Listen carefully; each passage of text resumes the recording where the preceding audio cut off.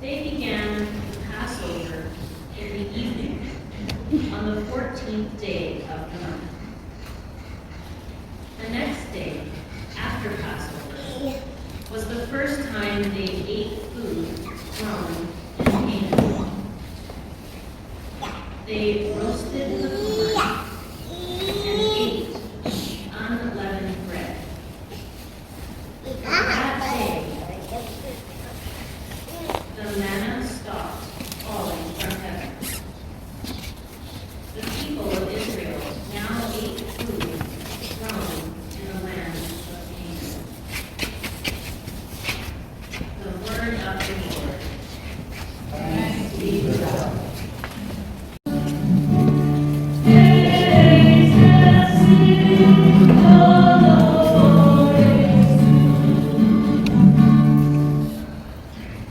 I will always bless the Lord.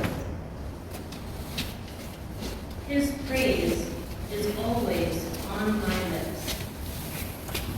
Humble people, listen and be happy. My soul boasts about the Lord.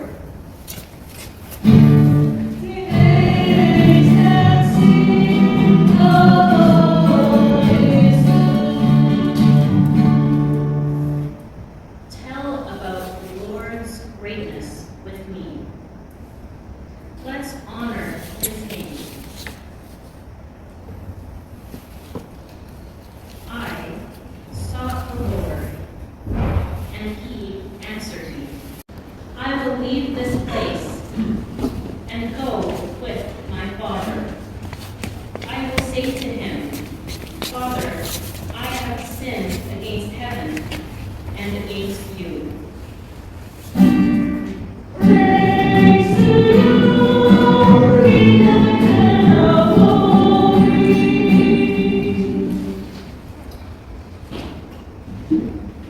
The Lord be with you. And with your spirit. Reading from the Holy Gospel according to Luke. Glory to you, O Lord. Many tax collectors and sinners came to listen to Jesus. The Pharisees and the scribes complained and said, "This man, Jesus, welcomes sinners and eats with them." So Jesus told this parable. A man had 2 sons. The younger son said to the father, "Father, give me my share of the property now." So the father divided his wealth and his money between the 2 sons. A few days later, the younger son had everything ready and left. He traveled to another country. Like a fool, he wasted his money on wild living. Later, after he had spent all his money, a very bad famine happened in that country, so there was nothing to eat. He was hungry and had no money, so he went to work on a farm feeding the pigs. He was so hungry, he wanted to eat the food of the pigs, but no one gave him anything. Then he realized he had been very foolish. He thought, my father pays his servants, and the servants have plenty of food to eat, but I am here dying of hunger.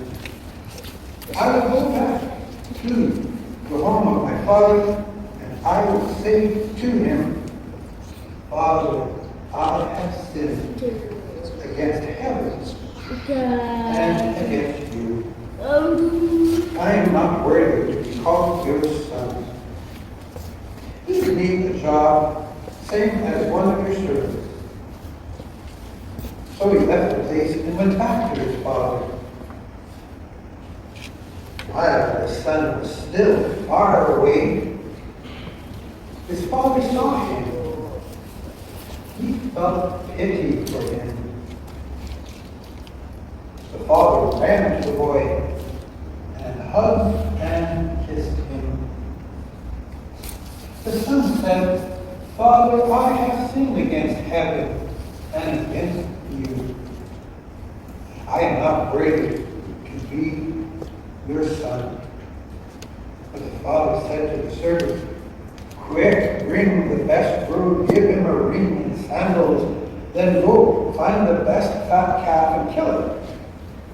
We will have a feast, a celebration, because my son was dead. Now he is alive. He was lost. Now he is found." So they began to celebrate. The older son was working in the field. When he came back to the house, he heard music and dancing. He asked one of the servants, "What's happening?" The servant said, "Your brother has come, and your father has killed the fat calf, because he is back home safe." He was angry and refused to go in. So his father came out and asked him to come in. But the older son said to his father, "I have worked hard like a slave for many years for you, and never disobeyed your orders. What have you given me? Not even a gold for me to celebrate with my friends. But your other son wasted all your money on prostitutes. Now he has come home, and you killed the best fat calf for him." The father answered, "My son, you are always with me, and everything I have is yours. But it is right that we should celebrate and rejoice, because your brother was dead. Now he is alive. He was lost, and now he is found." Gospel of the Word. Praise to you, Lord Jesus Christ.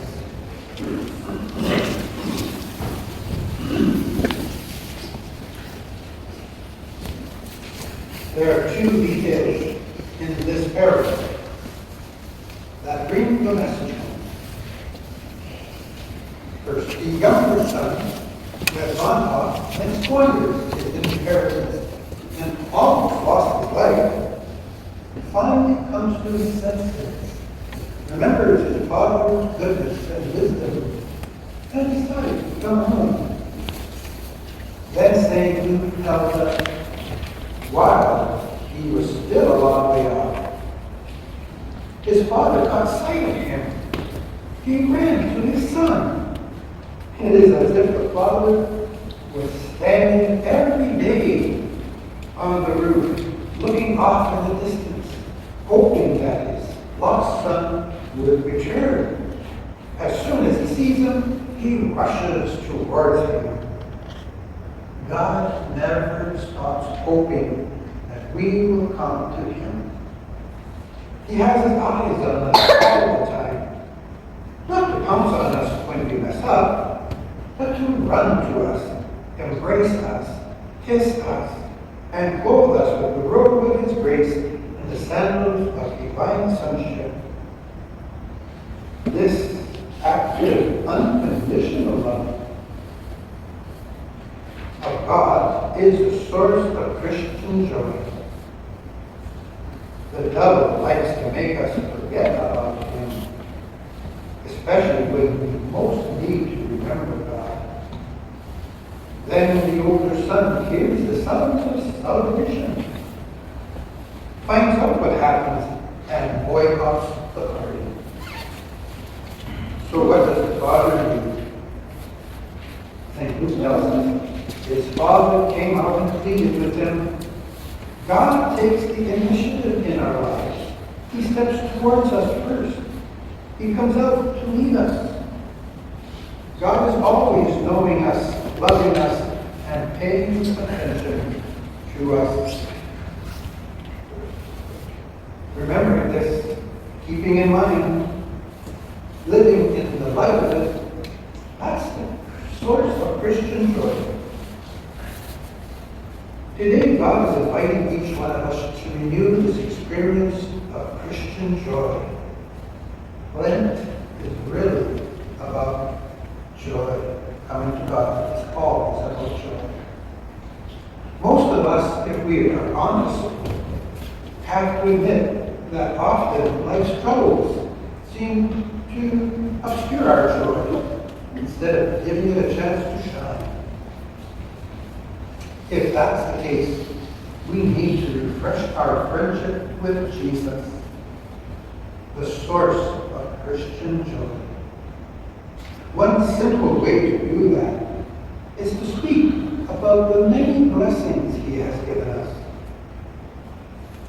To talk to others about the good things God has done for us forces us to turn our attention to the God who is always paying attention to us. If we make a point of speaking about God in at least one conversation every day with friends, family members, or colleagues, it will be harder for us to forget about God's goodness and love, which are the source of our Christian joy. We will also spark others to remember God's goodness. I know one family who makes a point of having dinner together every night during Lent. And during dinner, each member of the family shares with everyone else at least one blessing that they receive from God during the day. It takes the virtue of faith to turn our attention away from life's problems and focus on God's blessings. And that's one way to rediscover the secret Christian joy of Christian joy. So, in today's Mass, let us ask God to increase our faith so we can shine with His brightness no matter what life's weather is like, and so we can experience once again His goodness. And let us also ask Him to give courage to those of His children who have forgotten about His goodness and are afraid to come back home. And just have a word, remember, when we are walking towards the confession, towards asking for forgiveness, already there's a party in heaven for us.